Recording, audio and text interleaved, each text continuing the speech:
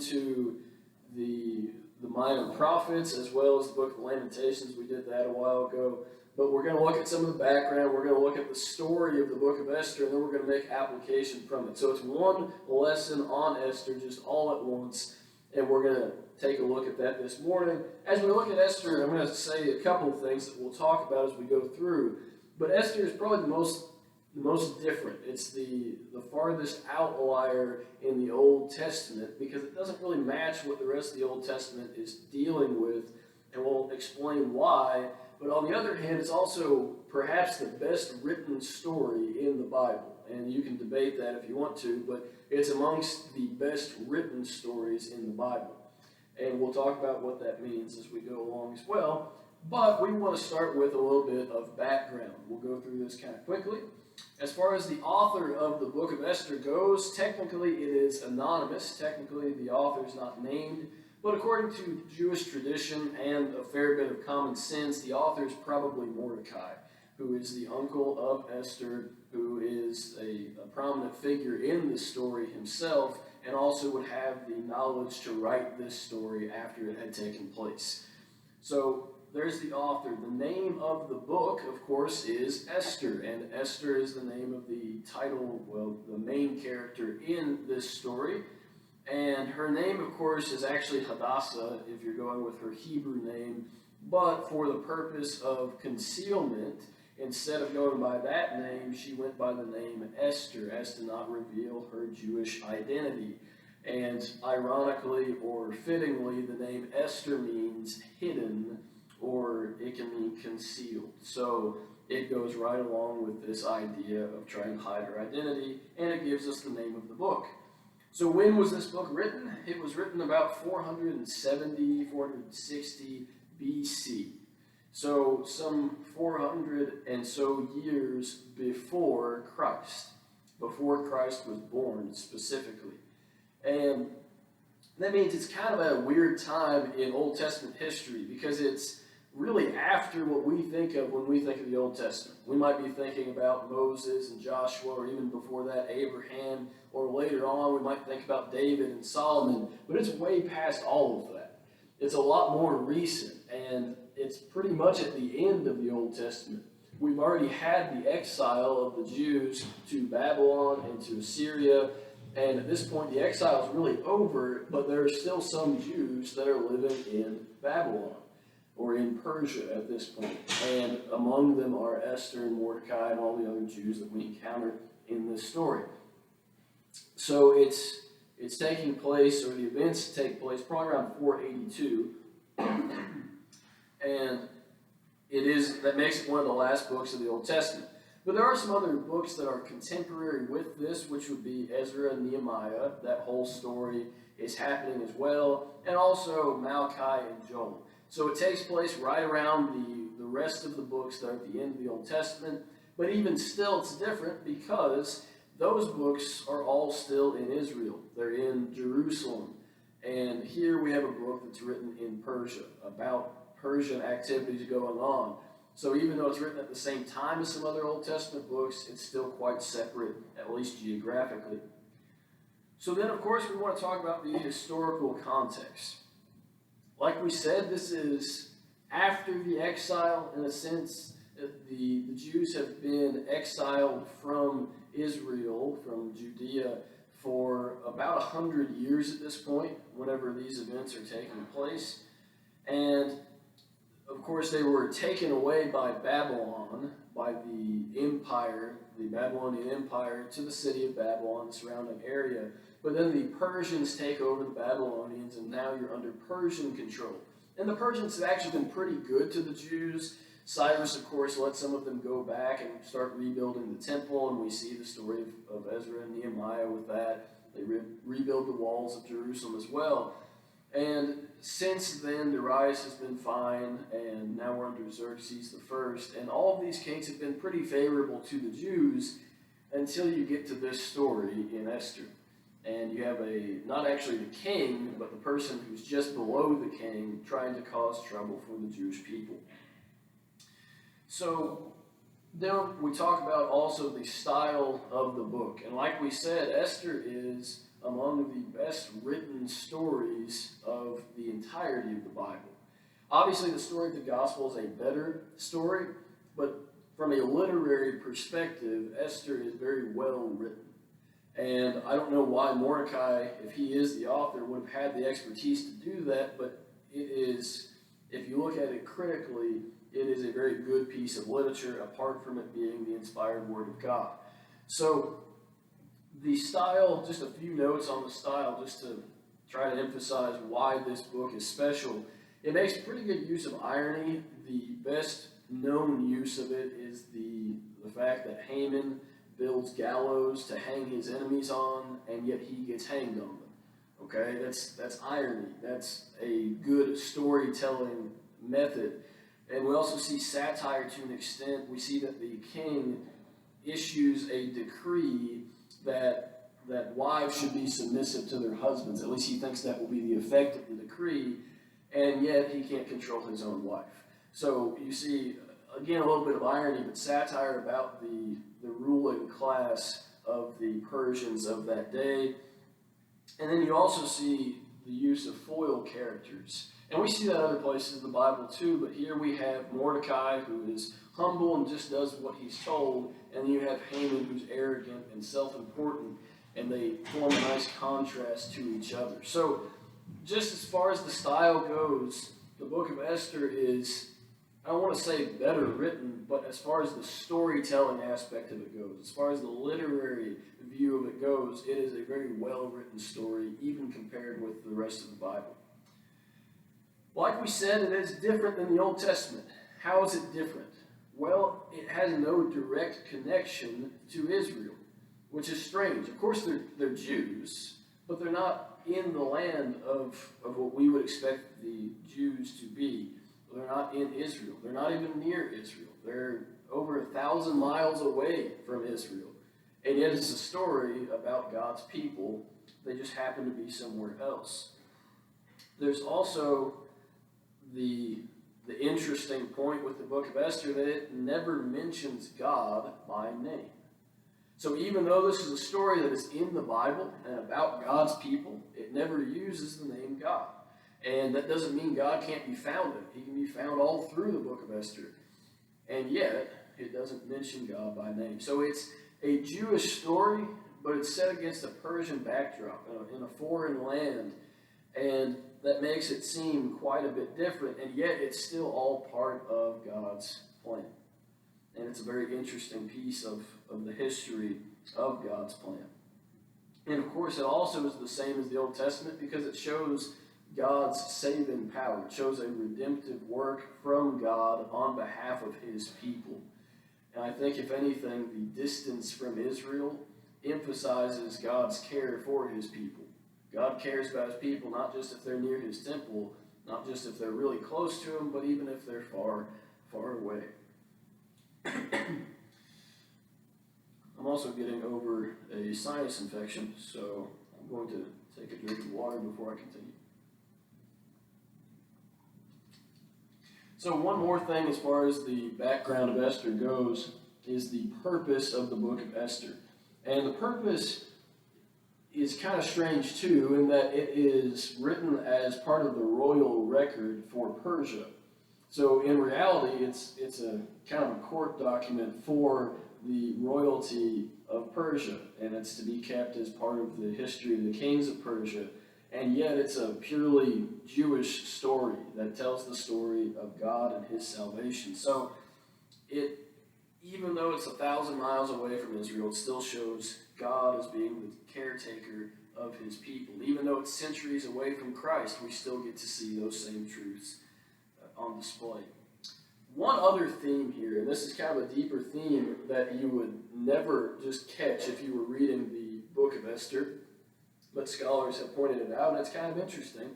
If you go back to the Old Testament, there is a group called the Amalekites, if you go back early in the Old Testament, and they're one of the groups, of course, that Israel's trying to get out of the promised land because it's supposed to be theirs. And the Amalekites might just be another one of that list of ites that you can't pronounce and you just kind of skip over them. But the Amalekites specifically caused problems for Israel, and they didn't get rid of all of the Amalekites, and they were going to be a thorn in their side. And it's promised in Exodus 17:16, because the Lord has sworn, the Lord will have war with Amalek from generation to generation. So these people were going to be enemies of God for a long, long time. And they were up until the book of Esther.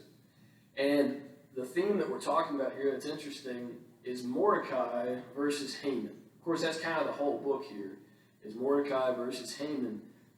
But it mentions with Mordecai, and it mentions with Haman, who they're descendants of. And it says that Mordecai is a descendant of Kish, as in he's a descendant of Saul, King Saul of Israel.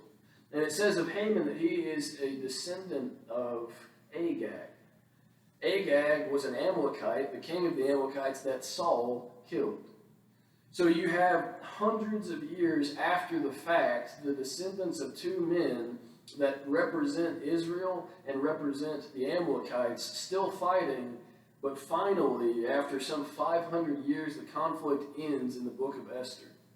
And God has fulfilled a promise to Israel to defeat their enemies, even the ones that they've had for hundreds of years, and even in a far-off land from Israel. So, just an interesting bit of history that goes along with the story of Esther. Again, something you'd miss unless you were really looking for it. So what happens in the book of Esther? What is the story of the book of Esther? I hope that you know the story. If you do, this is just a refresher. If you don't, it's a great story. So, what happens in it? First thing, the king of Persia, Ahasuerus or Xerxes I, depending on what name you're going by, he throws a huge party for himself. And that's really the only way you can say it. It lasts 180 days. That is a long time. It's about how many school days there are. So it's a school year's worth of partying that's just for you. How nice. I guess if you're a king, you can do that. But he wants to impress people. He wants to impress the people that he's invited. So he's having this great feast and showing them all these great things. But he also wants to show off the beauty of his wife. And his wife says no. So that's Queen Vashti. She's the first queen that's mentioned in the story.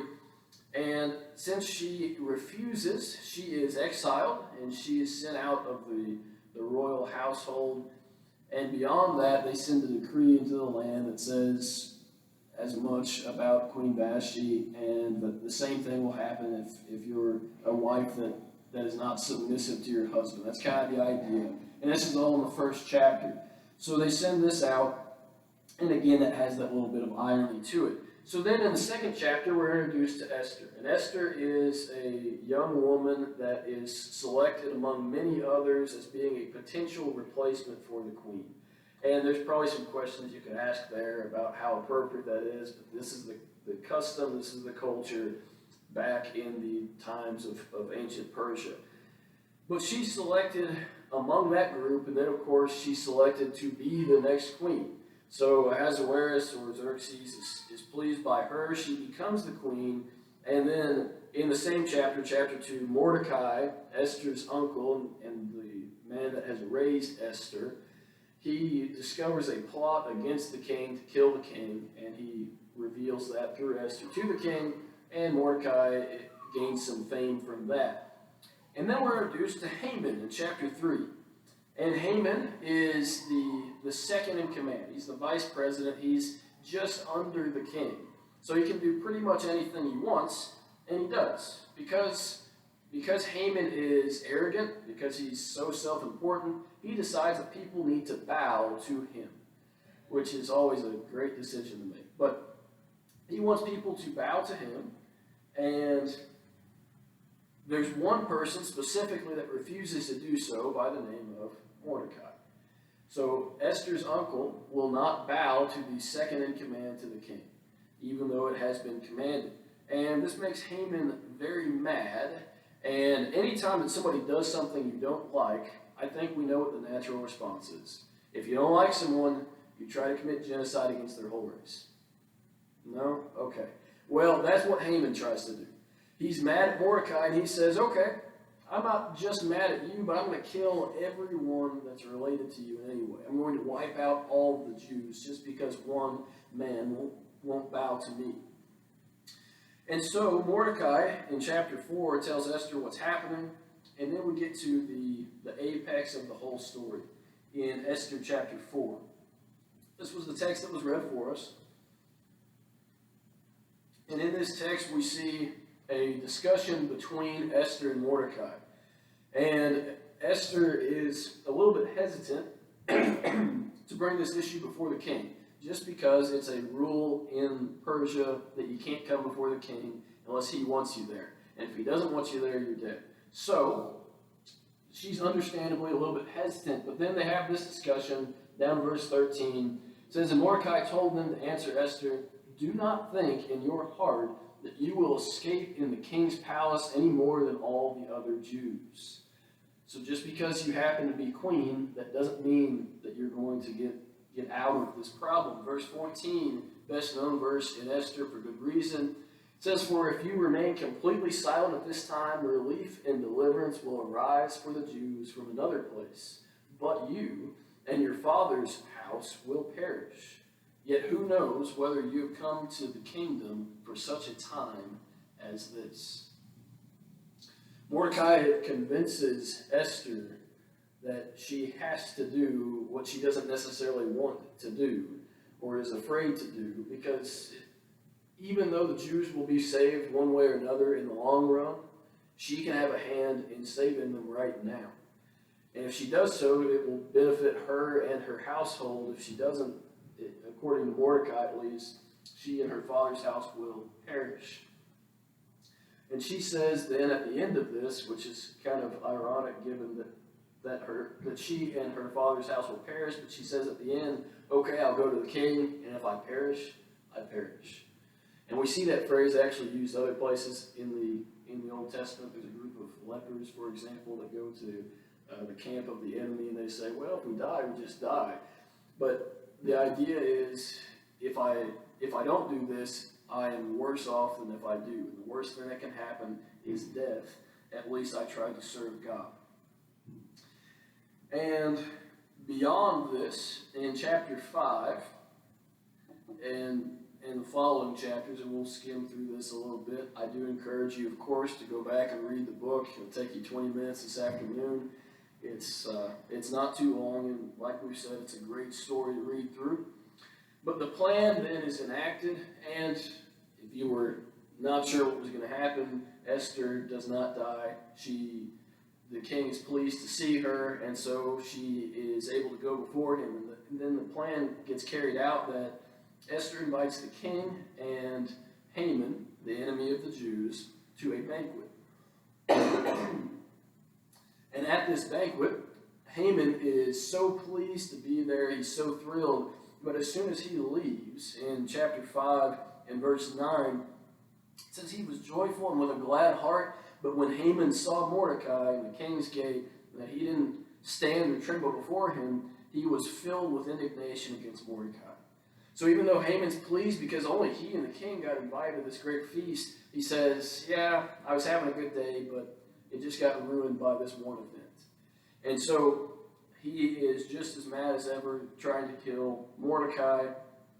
And so Esther invites Haman and the king back for the next day for the same kind of feast.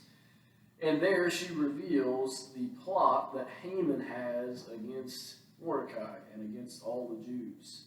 And the king is a little upset. And the king, as a result of this, has Haman hanged on his own gallows. And beyond that, he asked Esther, "Whatever you want, go ahead and ask it." And she asked for a day of destruction of the enemies of Israel.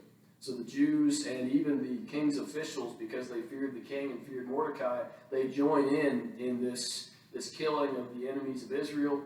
And then they actually end up having a second day of this. So they have removed all of the enemies that Israel has in the land of Persia. And so the Jews have been saved.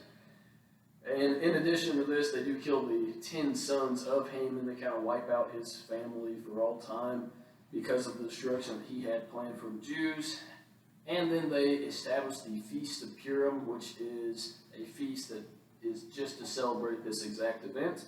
the salvation of the Jews in the land of Persia through the actions of Esther. So the story of Esther, looking at the story of Esther, we see a few things that hopefully we can apply to ourselves. First thing, God cares for his people. You probably knew that before now. We mention that a lot. We're all familiar with 1 Peter chapter 5, verse 7. It says that we cast our cares upon him, for he cares for us. And certainly that's true, but that's true not just if you are in a holy place right next to the temple of God and offering sacrifices to him. That's still true even if you're one of God's people and you're 1,000 miles away from him in a sense. He's never far from any of us. And in spite of God's name not being mentioned directly in the book of Esther, we see God's providence at work here. We see God taking care of and providing for his people throughout this book. Maybe more so than we do in a lot of other books of the Old Testament or even the New Testament. Second thing we see is that certain things don't matter as much as people sort of make them to matter. On the one hand, Esther is she's an interesting character because she's exceptionally beautiful, the text records, and she's well-mannered, and she has a lot of things going for her. At the same time, she is a Jew, which were the formerly enslaved people in this culture, and she's an orphan. So while she does have some things going for her, she's got a lot going against her, and yet she's able to do this great work. But it's not the background that she has that matters, it's how she behaves now that's more important. Beyond that, and this is kind of interesting, I didn't know this until this lesson, studying for this lesson, but most scholars think that Esther was probably around 15 or 16 years old. So just stop for a minute and think about the story of Esther one more time with that in your head. Esther's probably 15 or 16 years old when these things are taking place. I mean, she is a teenager when she risked her life before the king just to try to save God's people. The story changes a little bit when we know the full background of the main character, but it doesn't really matter what her age was. It doesn't matter what her background was. It matters that she was willing to serve God in a time that it was difficult to serve God. And it matters that she was able to use the influence that she had for God's people. That's the same thing that we have to do today. Third lesson, and I really think this ought to just become its own phrase that we use on a regular basis, but the phrase then would be, don't get hanged on your own gallows. And it certainly has a very vivid meaning. There's a common idea about hate that if you try to use hate to get back at somebody, it's kind of like poisoning yourself on accident. But it's that kind of idea here, is that you hang yourself by trying to hang somebody else. Your hate has come back on you. What comes around goes around. It's that kind of idea. But there are two options in this story. Like we said, there's a foil between these two main characters, Mordecai and Haman. One option is to be humble and to serve in the way that you're supposed to serve and to take the high road whenever possible. And that's the example we see in Mordecai. The other example, of course, is that of arrogance. It's that of hatred, and it results in getting hanged. Now, also for Mordecai, I don't think we've actually specified, Mordecai ends up taking the position of Haman. So, again, how's that for irony? Haman was the second in command. Mordecai becomes the second in command to the king. So, if you're humble, if you take the high road, you might just end up as the second in command of Persia, or at least something else will go pretty well for you. So, with this lesson, in addition to that part of that application, like we read in chapter 5, verse 9, it says Haman went out and he was joyful and he was glad after that feast. But then he saw Mordecai and it says he was filled with indignation. We have a choice every time something bothers us. We have a choice every day to use that day joyfully, gladly, or to let one thing ruin that day. We have a choice to look at one thing that we don't like and say, you know what? I was joyful, I was glad, but now I'm just mad. I'm just angry. That's what our character of Haman did didn't work out too well for him, because by the end of that day, he would be deceased. One last lesson with this, and of course the lesson comes from the verse that people know best from this book. So again, in Esther 4, chapter 4, verse 14, it says, "For if you remain completely silent this time, relief and deliverance will arise for the Jews from somewhere else. But you and your father's house will perish. And yet who knows whether you have come to the kingdom for such a time as this." Applying that more directly to ourselves, Jesus promised in Matthew chapter 16 that the gates of Hades would not prevail against his church. What does that tell me for Christians? It tells me this. If you remain completely silent at this time, as a Christian, okay, the church will continue. The church, deliverance and relief, it will arise from somewhere else for God's people. It always has. But I also know this. If you're going to keep silent, you and your father's house may perish as a result. And I know what the last verse says here too applies. That we don't know, that we have a pretty good guess, but by God's providence, who knows whether you've been put in a position in life that you have been for just such a time as this. To help God's people is the idea. I don't know what your position in life is. I don't know what your influence is over other people. But whatever it is, you don't have to be the queen of Persia to have influence over others to help God's people. Whatever your position is, use that to help God's people, because regardless of what we do, the church will continue. But what if the church continues because of what we do, not in spite of what we do or don't do? So we learned from Esther. We learned from her example personally. We learned a lot about an example of faith there. And we learned about God's extraordinary care for his people, even when they're far away. So then this morning, don't let God's care be wasted on you. When we're talking about God's care, this story shows us that God's care has been for his people for centuries. Not just when Christ was around, not just when Moses was around, but all in between and all across the world. For 7,000 years, God has had a plan to save his people, which means that for 7,000 years, God has been planning on how to save you. Don't waste that. This morning, if there's anything we can do for you, this morning, if you need to repent, if you need to be saved for the first time through the blood of Christ, this is the time to do that. You're not guaranteed another opportunity. And kind of like the verse says, who knows? Maybe you're here this morning for just that purpose. If there's anything we can do for you, we ask that you come forward now as we stand and as we sing.